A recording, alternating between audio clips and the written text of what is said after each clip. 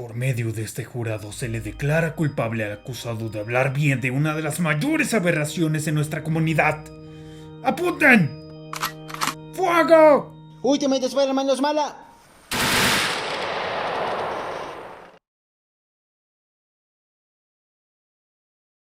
Antes de reseñar el show, hay que poner algo de historia. Corría el 2009 y en el mundo de Spider-Man todo parecía ir relativamente bien. Por el lado del cine, Sam Raimi había decidido irse junto con Tobey Maguire, obligando al estudio a reiniciar la franquicia, mientras que en la televisión, tanto chicos y grandes gozaban de la considerada hasta ahora mejor adaptación del personaje, Espectacular Spider-Man. Este show lo tenía todo, desde un Peter Parker inocente pero decidido a afrontar lo que conllevaba el tener un gran poder, hasta cómo es que lograba por momentos mantener una atmósfera adulta dentro de un mundo que, desde la recepción del prota, era más juvenil. Y entonces el día llegó. Disney se quedó con los derechos televisivos totales del personaje, y dado que esta serie era producida y distribuida por Sony, el proyecto se vino abajo, y con ello Espectacular dejó de existir. Disney decidiría hacer algo propio, y anunció que su nueva serie con Drake Bell como Peter Parker. Algo curioso que reveló Christopher Jost es que originalmente Espectacular formaría parte del universo de los héroes más poderosos del planeta, y aquel episodio donde Parker y el Cap hacen equipo funcionaría como un epílogo de aquella serie. No obstante, la compañía prefirió dar una publicidad innecesaria al show, reemplazando los diálogos de Josh Keaton a último momento por los de Bell, y obligando a todo el equipo de animación y escritores a crear una nueva versión del personaje. Eso tendría sentido de no ser porque al final del día, la serie que estaba en desarrollo no formaría parte del universo de los Vengadores, la cual, gracias al UCM, sería cancelada para obtener su propio cáncer. Poco después Disney reveló que adaptarían Ultimate Spider-Man, aquella reinvención moderna que había traído de vuelta a los lectores de los inicios del milenio. Y uno diría, oye, tal vez no sea tan malo el cambio. Después de todo, Espectacular era una mezcla entre el universo 616 y el 1610. Y tomando en cuenta que de ahí venía la atmósfera cruda para un adolescente, entonces nada podía salir mal. ¿O no? Para la Comic Con de 2011 se liberó un pequeño teaser y a pesar de que existe el dicho, no juzgues un libro por su portada, la verdad es que esta es de esas excepciones.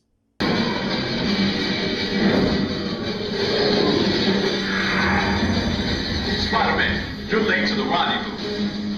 Sorry, Fury. Looks like I got a great responsibility moment coming up. Safe. Your cowboy solo act doesn't fly with me.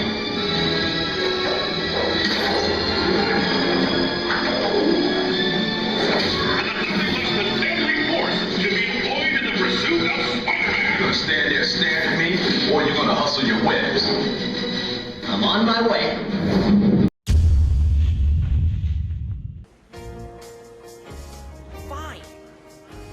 I will save you all by crawling up your wall and spinning you a web that will not let you fall. I'm Spider-Man, I'm Spider-Man, I am Spider-Man. Ultimate Spider-Man resultó ser todo menos fiel al material de origen. La historia vendría a ser de Peter Parker, quien tras un año de portar la máscara, sería reclutado por Nick Fury para ser un agente de S.H.I.E.L.D. y liderar a un equipo de jóvenes héroes con menos experiencia que él. Con esa premisa uno creería que se tiene todas las de ganar, pero había muchos problemas que se resintieron en la primera temporada. Lo más irónico de la misma era que Spider-Man era la peor parte del show. Para empezar, todos los chistes los cargaba el personaje. Tenía un humor muy molesto al punto en que no podía decir alguna oración sin decir alguna broma a la fuerza. Y si bien a Spidey se le conoce relativamente por ser un héroe cómico, aquí se pasa de caricaturesco y mientras que en las viñetas se sabe que bromea porque por dentro tiene mucho temor a perder, en la serie jamás demuestra tal miedo. Es más, solo hace las bromas porque se le da la gana. La segunda cosa mal con este personaje es que no tendría conflictos como Peter Parker. Si bien como Spider-Man siempre peleaba contra los malos, el hecho de tener tantos aparatos y compañeros que lo respaldasen hacía que las cosas se sintieran más cómodas que de costumbre. al punto en que no creerías que este nuevo Peter Parker realmente pudiera perder algo. Sin mencionar que el episodio donde actúa como el mayor estúpido es cuando intentan ir por el Doctor Doom. Esta es la parte en donde hago algo responsable. Doom puede ser peligroso. Debo actuar con sensatez y cancelar la misión. ¡Ja! Sí, tal vez otro día. Era realmente difícil porque la serie siempre quiso tomarse en serio, y el humor te hacía creer que estabas viendo algún tipo de parodia sin gracia. El resto de personajes, si bien no molestaba verlos, no eran más que aburrimiento puro. Solo eran héroes sin trasfondo ni personalidad, al punto en que la rivalidad entre Spider-Man y Nova es lo más destacable de ellos. Lo único para lo que servían era para hacer recursos de la trama de avance. No hay desarrollo de personajes o algún camino a seguir para los protagonistas. Solo existen, pelean y se van. Volviendo a la historia, esta apenas si se desarrolla en la primera temporada. Y es lo más canijo, es que los protas están ahí haciendo lo suyo, pero los que realmente hacen que esta cosa funcione son el Dr. Octopus y Norman Osborn. Por lo que parece, Norman ya es un megalómano que quiere duplicar los poderes de Spider-Man para tener un ejército y así dominar el mundo, o una tontería por el estilo, cambiando la fórmula del villano que se vuelve loco de poder por un accidente a tu típico malo de Malolandia. Por el otro lado, el Dr. Octopus sí que sería interesante, no solo porque crearía a Venom a base del ADN de Peter, sino porque no conocimos su pasado hasta el inicio de la segunda temporada, revelando que era más bien un prisionero de Norman, el cual le habría provocado el accidente que fusionara sus brazos a él en primer lugar. Ahora sí, la peor parte de esta temporada es que la historia es simplemente olvidable. Lo único que sucede es que Norman contrata a los Cuatro Terribles, luego Ock crea a Venom, pero ese se sale de control y escapa, el equipo se enfrenta al simbionte y lo remata, no una, sino dos veces, y aún así por conveniencia de la trama, ese chicle negro nunca se muere. Otto idiota tras Peter directamente y al final convierte a Osborn en el Duende Verde por razones estúpidas. El final de la temporada es lo más conveniente. El Helicarrier es derribado gracias a Norman y ahora el equipo se va a vivir con Peter, porque a la tía May no le saca de onda que en lo más mínimo que 4 chicos que apenas conoce se pongan a vivir en su casa. Escritura de primera, señores, de primera. Es por mucho la peor temporada de la serie, y no culpo a nadie al querer irse en este punto solo por lo penoso de lo que ofrecía. El único apartado que sí le aplaudo es el visual, ya que, quieran o no, esta es la temporada de cualquier serie de Spidey con la mejor producción de animación y diseño de personajes. Podrías ponerle mute, saltarte las secuencias del sueño de Peter y el show se volvería 1000 veces más disfrutable. También es por esto que sería considerada la peor serie del personaje, y es que tenía todas las de perder con los estándares del milenio. Habíamos tenido un cambio de calidad desde lo más alto hasta lo más bajo, así que las antorchas estaban bien prendidas. Y es raro porque la anterior serie de los Vengadores también estaba bajo supervisión del Ratón y nunca tomó el mismo rumbo. Y ahora, ¿saben qué es lo más extraño? Que a partir de la temporada 2, esto se puso bueno. Así como lo oyen, no es que la serie le llegara a los talones espectacular o los 90s, pero a diferencia de esto, aprenderían de sus errores para aumentar la calidad poco a poco. Para empezar, la temporada 2 eliminaría su mayor defecto, es decir, el exceso de humor, lo que se notaría con el choque de Spider-Man con el verdadero amo de la cuarta pared, Deadpool. La historia se centraría en el equipo viviendo en la residencia Parker. Aquí sí habría un desarrollo de personajes, ya que en el tiempo medio que vivieron juntos, Peter aprendería a valorarlos como amigos, más que solo colegas. Aparte que conoceríamos con él las distintas historias de fondo que cada uno tenía que contar. Desde Nova y White Tiger perdiendo sus padres, como Danny se ganó su puño de hierro, y la ausencia de la familia de Luke a cambio de sus poderes. Peter no estaría de más, puesto que en su vida como civil existiría el conocido odio de Harry hacia Spider-Man, pues cree que su padre es ahora el duende gracias a él. Es así que Spidey ahora tiene que ganarse la confianza de su amigo, quien por segunda vez tiene a Venom sin explicación.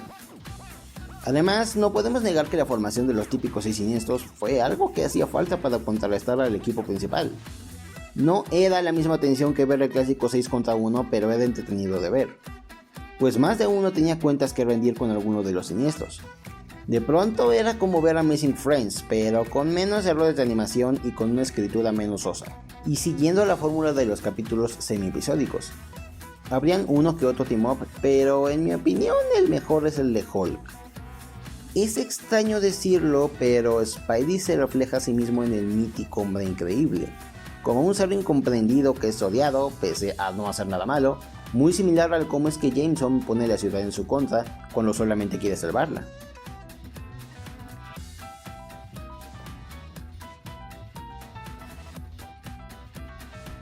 La tercera temporada, aquella que cambiará su nombre, empezaría bastante bien, con un crossover con los Avengers Assemble, serie que no pasaba por su mejor momento en realidad. Debo decir que aquí el show tomó un rumbo más serio, con historias lineales. Era como las series de antaño, lo que sucedía en un episodio cambiaba la jugada del siguiente, siendo así que una saga era el resultado de otra. Tras volver con su equipo de S.H.I.E.L.D., Spider-Man y Doc Ock entrarían en una carrera para reclutar jóvenes con superpoderes. Este es posiblemente lo más predecible, ya que no hay mucho conflicto para que los personajes como Clock y Dagger dejen a los Thunderbolts por unirse a su bando. Luego harían un Spider-Verse bastante interesante, con Peter viajando a un par de universos por episodio para atrapar al Duende Verde, quien quería obtener el ADN de las arañas de otros mundos para mejorarse. Y ni hablar del mega crossover con agentes de Smash y nuevamente Assemble, que resaltó la mayor habilidad de nuestro personaje, la tenacidad de salvar a cuantos pudiera. Lo más destacable de esta temporada es que la tía May revelaría ya conocer la identidad del héroe por pura corazonada. Y a diferencia de la tía May del verdadero universo Ultimate, la cual echó a Peter de la casa, o la de la MCU, donde todo el drama de la identidad secreta ocurrió tras bambalinas, ella se mostraría orgullosa de su sobrino, y demostraría un verdadero aprecio por las cosas que el Hombre Araña hace. I'm not going anywhere without my nephew. I'm sure he's safe. Don't patronize me. I lost Ben. I won't lose you too, Peter. You knew? We're leaving. This is too dangerous. Someone else can risk their life for this, not you. No one else can do it. If you know who I am, then you know why I have to do it. Independientemente de que te guste esta serie o no, tienes que estar demasiado amargado como para que esto no te dé cierta ternura. Por supuesto, no todo puede ser bueno, y es que a medida que introducen a nuevos personajes como los nuevos guerreros, la serie poco a poco va dejando de lado al equipo clásico, al punto en que solo están de fondo otra vez como recurso. De hecho, Peter comienza a tener más interacción con personajes arácnidos como Araña de Hierro o el Agente Venom, dejando de lado el desarrollo que los otros empezaban a tener. Y en menos de lo que esperas, Spider-Man ya estaba liderando a dos equipos al mismo tiempo, pero dando más prioridad a uno que otro.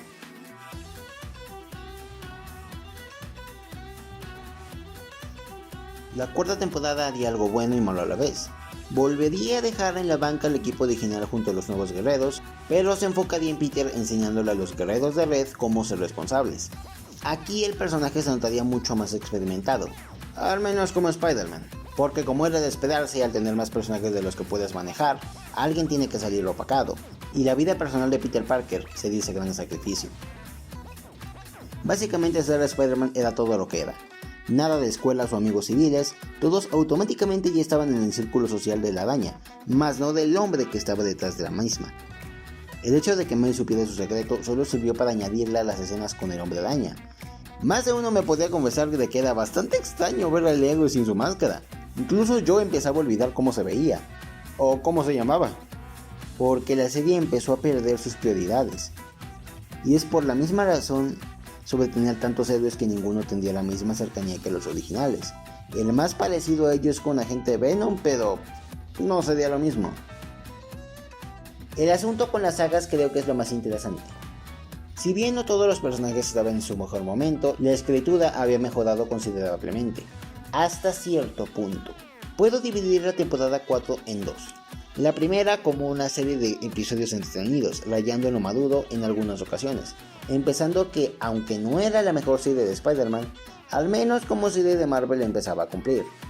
Y luego, llegó el Spider-Verse, otra vez. Si algo debo confesarles es que tanto por esta saga y lo que se sacarían en los cómics más adelante, es que me daría cuenta de lo poco inspirado que está este evento. no solo porque era una mala imitación del que hubo en los 90, sino que demostraría episodios tan flojos que con solo ver los primeros diálogos ya podías inferir cómo es que iba a terminar todo. Y no se detuvo allí, las exigencias del guión siguieron hasta el último episodio, haciendo aún no más predecible que el anterior. Por ejemplo, ¿recuerdas todo el drama sobre que Miles, más que invitado, estaba atrapado en el universo de Peter? Pues se resuelve así nada más, con Río Morales yendo al universo de la serie solo porque YOLO, añadiendo convenientemente a Spider-Gwen para reemplazar al negrito. O también, ¿recuerdas a Mary Jane? Ese personaje que dejamos olvidado porque no supimos volver a una persona normal lo suficientemente interesante como en los cómics. Nada, dale poderes de Carnage y que sea parte de la pandilla. El único personaje con el que logran crear un desarrollo decente es esta rara mezcla entre Kane y Ben Reilly, y con trabajo. A lo mucho, el desenmascaramiento de Peter en frente de Ock te genera una buena tensión, excepto que el siguiente es un episodio navideño muy mal colocado que no hace más que distraerte, y justo cuando estamos en la escena del siguiente episodio, con Ock irrumpiendo en la casa Parker, caes en la cuenta de que llegaste al final de la serie.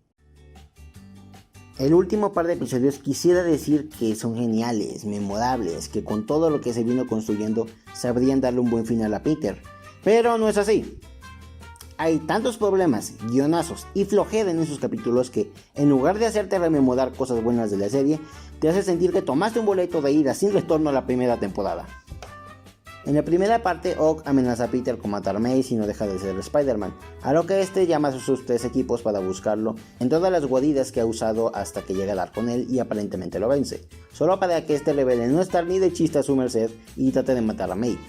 Peter imploda, a lo que Otto saca convenientemente un suero que convenientemente creó porque no se le había ocurrido antes convenientemente. Bueno, creo que ya entendieron los problemas con este final. De a último momento cambia toda la trama y en lugar de ser fiel a la personalidad de la serie, que ya había establecido, cambia a último momento para hacerlo más cercano a un episodio de Spider-Man en solitario, cuando la serie jamás fue eso. ¿De qué sirve tener a una docena de colegas liderados por Spider-Man si al final no vas a usar todo su potencial en una exposición tipo la batalla final o una cosa por el estilo? ¿Para qué nos presentas tantos team-ups con personajes y series si al final no harás nada con eso? La serie nunca fue sobre un héroe en solitario, y por irónico que suene, es lo más meh que puedes hacer con una serie que se definió por ser todo lo contrario. Otto deja a Peter y May ver cómo es que atrapa a todos los héroes en el domo de los Simpson para que ese se contraiga y los aplaste. Y no es que con un botón les dé fin a sus vidas, sino que tarda como mínimo 1 hora en contraerse. ¿Me estás diciendo que de entre todos estos personajes, como, no lo sé, un chucho mago, no pudo haber conjurado algún hechizo o crear un mísero portal para escapar? ¿Y qué tal el sujeto cuyo único superpoder es exactamente crear portales? ¿Y no se supone que habían más niveles debajo del piso en el que están? ¿Acaso nadie intentó hacer algo tan simple como hacerle un agujero al suelo? ¡Nova lo ha hecho muchas veces! Es entonces que llegamos a la única escena de este final que por lo menos llega a algo. La tía May le da a Peter su regalo de graduación revelando que eran los lanzadores originales, aquellos que usó hasta el primer episodio. La tía le da el mensaje a su sobrino de que incluso sin sus poderes, él seguirá siendo un héroe a sus ojos, y lo que ahora todos necesitan es a Peter Parker. Esto podría reflejarse en el resto del episodio, pero es todo lo contrario. Peter con trabajo sale con los lanzarredes y encuentra un jetpack sin supervisión para salir volando hasta Oscorp, ya que Norman no asistió a la graduación y por ende Ock todavía quiere ajustar cuentas con él. Peter va en camino hasta que el resto de los siniestros intenta acabarlo, y mientras que una persona normal estaría condenada a años de terapia y seguramente una cirugía, tras el intercambio de golpes que se da contra el buitre, Peter apenas parece tener problemas para caminar hasta Oscorp. Norman encuentra al chico, este le dice la situación y entre los dos intentan encontrar el modo de replicar los poderes arácnidos, antes de que lleguen los 6. Y entre las fumadas del episodio, Norman recupera sus memorias porque sí. Encuentran el antiguo laboratorio de Ock cuando querían replicar a Spider-Man, que no estaba ubicado en una piña debajo del mar. Encuentran a la misma araña para que muerda a Peter, pero eso no le funciona porque de pronto la sangre de Peter puede resistir la radiación. Luego nos dan el choro de que todo el tiempo Peter tuvo una anomalía en la sangre, solo para que al final otra araña lo muerda y manden todos al caño.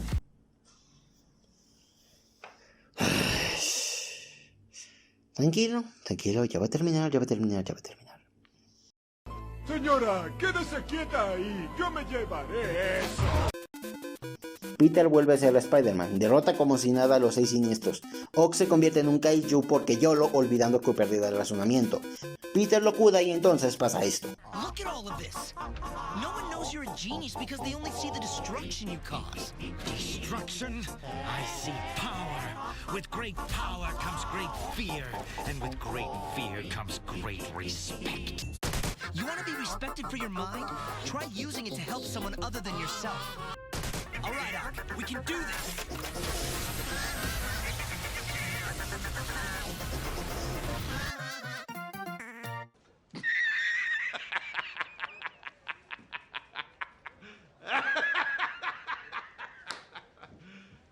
You serious? Así es, por primera vez en la tele, Spider-Man aplica la Steven Universe para evangelizar a Ock, un sujeto cuya psique fue tan dañada que no es capaz de distinguir lo bueno de lo malo, pero a último momento parece que sí. Con esta calidad de guión, su redención en Superior Spider-Man parece una obra maestra en comparación. Peter se va, Otto de algún modo consigue llegar a tiempo, los dos construyen una máquina que elimina el campo de fuerza, Ock es arrestado, fin, ya, me voy, nos vemos. Bueno, no. Al final hay una escena sobre que Peter por fin consigue llevar a tiempo el pastel de cumpleaños de Ben, donde nos dicen que por fin pudo ser el inigualable Hombre Araña, hasta que aprendió a ser el inigualable Peter Parker, cuando todo eso es completamente falso. Como les dije antes, el hombre bajo la máscara perdió cada vez más relevancia, y a lo largo de la serie, vimos a Spider-Man superar sus obstáculos, pero no a Peter Parker como tal. Estuvo el rollo de que Harry lo detestaba, pero al final de cuentas estaba relacionado directamente con el arácnido. Los problemas cotidianos de Peter en ningún momento fueron vistos, y probablemente por el tiempo en pantalla que ocupaban otros personajes, jamás fue la prioridad. Y esa es la conclusión a la que quiero llegar. Si bien Amazing Friends demostraba que podía tener una buena serie de Spider-Man y una serie de team-ups al mismo tiempo, aquí la intención jamás fue esa. Jamás intentaron hacer una serie del arácnido para empezar, solo una serie de Marvel para niños protagonizada por él, pero de manera muy limitada. Y bajo esa condicional yo diría que estuvo entre ok y bueno, la mayor parte del tiempo. Es irónico, pero su inicio y final parecen llevarse de la mano. Uno no consigue una personalidad propia, y el otro decide tirar a la basura la personalidad que ya tenían, solo para cambiarlo e intentar ser fieles al material de origen, a último momento, sin éxito o congruencia narrativa. Está de más decir que la producción se detuvo por tratar de hacer otra serie similar al MCU, y como si tuvieran un Gen Simpson, resultaría ser una decepción peor que la anterior. En conclusión, no, Ultimate Spider-Man no es una mala serie. Simplemente es que tuvo la única prioridad de ser entretenida, y como dije antes, es una serie de Marvel antes que una de Spider-Man. Y aun cuando se siente que te deja mucho a deber debido a su potencial, es mayormente inofensiva, quedando la mayor parte de su duración como algo estándar. No tan destacable, pero tampoco una traición o una máquina de aburrimiento. Eso fue todo por este video, y sin nada más que decir, ¡hasta la próxima, amigos!